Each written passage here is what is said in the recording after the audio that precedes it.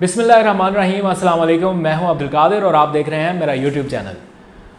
मुल्क की मौजूदा सूरत हाल में ऐसी प्रोपेगेंडा मशीनें एक्टिवेट की गई हैं जो या तो आप लोगों तक फेक न्यूज़ पहुंचाती रहेंगी या फिर ऐसा मिसलीडिंग कंटेंट आप लोगों तक पहुंचेगा थ्रू सोशल मीडिया, जिसको देखकर या सुनकर आप लोग या तो खामखा यकीन कर लेंगे और उसके बाद फिर डिसअपॉइंट भी हो जाएंगे।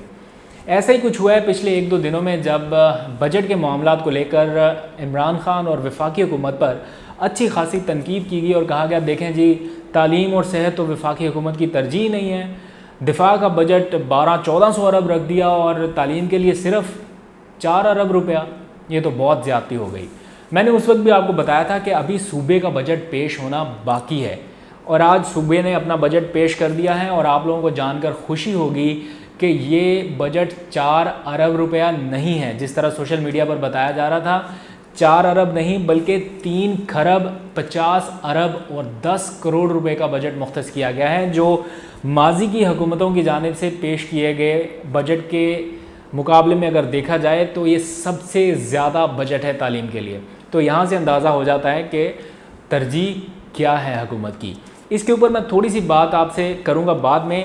एक मैंने कल न्यूज़ ब्रेक की, मैंने वैसे तो सोशल मीडिया के लिए वीडियो नहीं बनाई, लेकिन चूँकि ARY के साथ तो 24/7 हमको न्यूज़ ब्रेक करना ही पड़ती है, तो कल मैंने न्यूज़ ब्रेक की प्राइम मिनिस्टर इमरान खान की ऑस्टेरिटी ड्राइव को लेकर कि उन्होंने कितने पैसे जो हैं वो अपनी ऑस्टेरिटी ड्राइव से बचाए। तो उसके ऊपर भी खासी तनकीद हुई कि इसका हमको क्या फ़ायदा, आवाम को क्या फ़ायदा, ये भैंसे और कट्टे बेचकर जो पैसा बचाया जा रहा है इसका आवाम को तो कोई फ़ायदा नहीं है, ना कौमी ख़जाना भर रहा है और ऊपर से मुल्क की मईशत देखें कहाँ तक पहुँच गई है, नेगेटिव में आपकी ग्रोथ चली गई है। तो ये लॉलीपॉप हमको ना दिए जाएं। तो ये बात किसी हद तक आवाम की ठीक भी है, जो लोग समझते हैं कि इससे उनका कोई फ़ायदा नहीं होता। लेकिन एक प्रीमियर अगर एक मैसेज कन्वे कर रहा है पूरी कौम के लिए, तो स्टार्ट तो वो अपने आप से करेगा ना। अपनी एग्जाम्पल तो वो लोगों तक बताएगा कि मैंने कम से कम यहाँ से स्टार्ट करके इतना पैसा बचाया। तो मुझे बहुत अच्छे से याद है जब वज़ीर-ए-आज़म इमरान खान ने इक़्तिदार संभाला और ओथ टेकिंग सेरेमनी के बाद वो सीधा प्राइम मिनिस्टर सेक्रेटेरिएट पहुँचे, तो उस वक्त उनसे मिलने के लिए आए हुए थे फैसल जावेद, नवजोत सिंह सिद्धू और रमीज़ राजा, वसीम अकरम और कुछ क्रिकेटर्स थे। तो उनके साथ मुलाकात हुई और उसके बाद फिर अगली जो उनकी मुलाकात हुई वो कुछ TV चैनल्स के ऑनर्स के साथ थी। उस मुलाकात में प्राइम मिनिस्टर ने ये कहा कि वो एक ऑस्टेरिटी ड्राइव लॉन्च करना चाहते हैं मुल्क में और इसके लिए उन्हें मीडिया की मदद की ज़रूरत होगी। मुझे इसलिए भी याद है क्योंकि उस वक्त ARY न्यूज़ ने इसको फौरी तौर पे वर्ल्ड वाइड ब्रॉडकास्ट करना शुरू कर दिया था।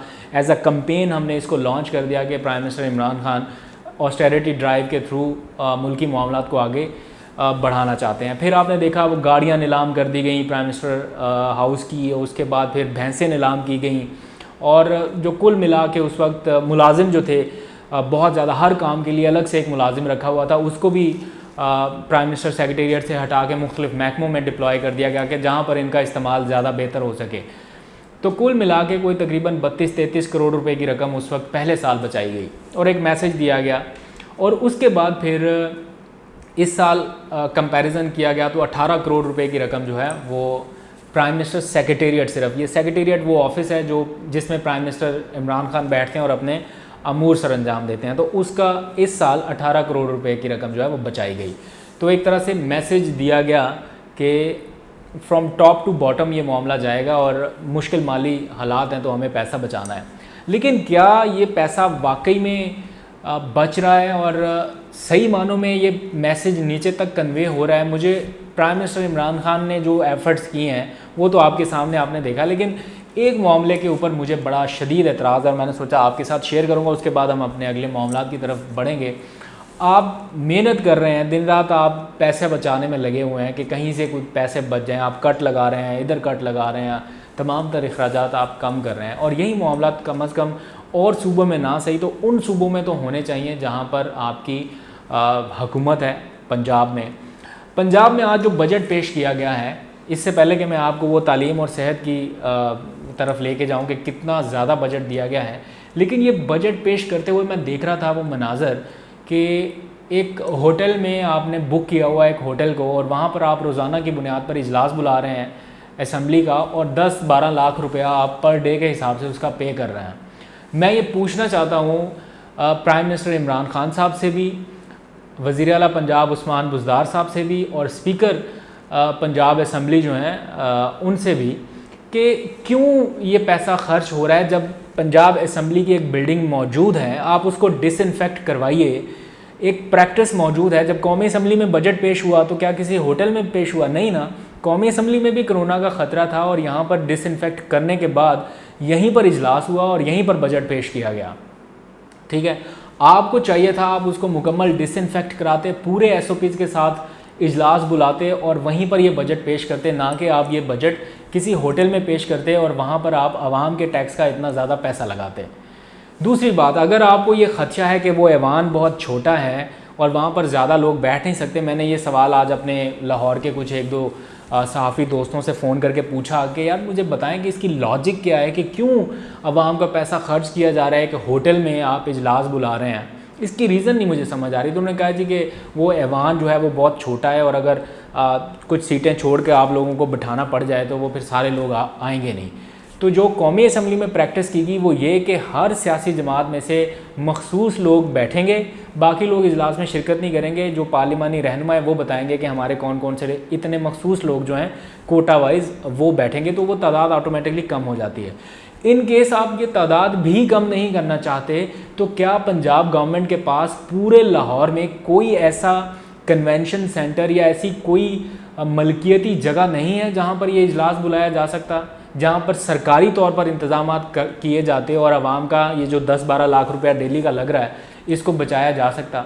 तो अगर फ्रॉम टॉप टू बॉटम ये मामला चलना है तो फिर एग्जाम्पल तो सेट करनी पड़ेगी। फिर आवाम सही सवाल करते हैं कि जी ये सारा मामला दिखाने के लिए हो रहा है या इसके ऊपर सही से मैसेज कन्वे नहीं हो रहा। प्राइम मिनिस्टर पूरी कोशिश कर रहे हैं। आई होप कि प्राइम मिनिस्टर इसके ऊपर स्ट्रिक्ट एक्शन लें और ये जितना पैसा इसके ऊपर लगा है इसका सवाल पूछा जाए कि ये किस कैपेसिटी में आप लोगों ने निजी होटल को नवाजा है और इतने पैसे खर्च हुए हैं। आप लोगों को चाहिए था कि अपनी पंजाब असम्बली की बिल्डिंग को डिसइंफेक्ट करवाते, नहीं हो सकती थी तो सरकारी तौर पर किसी ऐसी खुली जगह पर यह इजलास हो जाता जहाँ पर इतना ज़्यादा पैसा खर्च ना होता। सिक्योरिटी के मामला मैं समझ सकता हूँ कि खुली जगह, ये नहीं कह रहा हूँ कि सड़क के ऊपर आप इजलास बुला लेते। कन्वेंशन सेंटर में प्राइम मिनिस्टर इमरान खान 2 दिन पहले अपनी पार्लिमानी पार्टी का इजलास बुला चुके हैं, क्योंकि उनको भी खदशा था कि अगर एक बंद कमरे में इतने ज़्यादा लोगों को बुलाएंगे तो हो सकता है वायरस फैले। तो इसलिए उन्होंने इस्लामाबाद में कन्वेंशन सेंटर में इजलास बुला लिया। इसी तरह लाहौर में भी कोई ना कोई बिल्डिंग, कोई ना कोई सेंटर तो ऐसा होगा आप लोगों के पास जिसमें आप ये इजलास की कार्रवाई आगे बढ़ा सकते थे। खैर ये सवाल आप लोगों पर छोड़ता हूँ। मैं कोशिश करूँगा कि ये हुकूमती जो अरबाब इख्तियार हैं उन तक ये क्वेश्चन ज़रूर पहुँचे। खैर अब बात करते हैं तालीम और सेहत के बजट के हवाले से।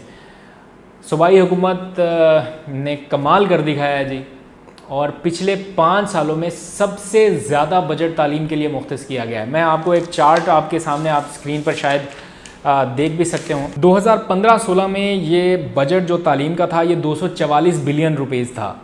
2016-17 में ये बढ़कर 302 बिलियन रुपीज़ तक हुआ। फिर 2017-18 में थोड़ा कम हुआ और 297 बिलियन तक चला गया। और 2018-19 में फिर ये इसको बढ़ाया गया और 332 अरब रुपए तक इसको एक्सटेंड किया गया। फिर पीटीआई की हुकूमत आई 2019-20 में तो इसको थोड़ा सा और बढ़ा दिया गया, 336 अरब रुपए तक कर दिया गया। और इस बार 2020-21 के लिए ये बजट 350.1 अरब रुपए का मुख्तस किया गया है, यानी 3 खरब 50 अरब 10 करोड़ रुपए मुख्तस किए गए हैं, जिसमें 27 अरब 60 करोड़ रुपए के तरक्याती बजट भी शामिल हैं, यानी जो नई तालीमी इदारे और दरसगाहें बनेंगी उसके ऊपर।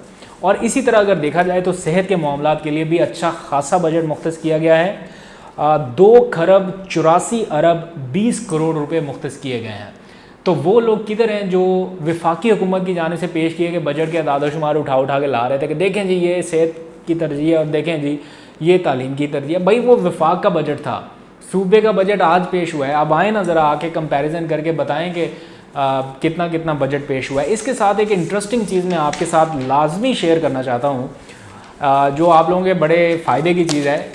जो सारा कहते हैं ना मेट्रो कि देखें जी मेट्रो, आप ज़रा कंपैरिजन करें कि पंजाब के बजट में मेट्रो बसों के लिए जो फ़ी बंदे की टिकट है उसके ऊपर सब्सिडी देने के लिए 8 अरब रुपए मुख्तस हुए हैं। 8 अरब रुपए की रकम सिर्फ टिकटों में सब्सिडी के लिए मुख्तस किए गए हैं।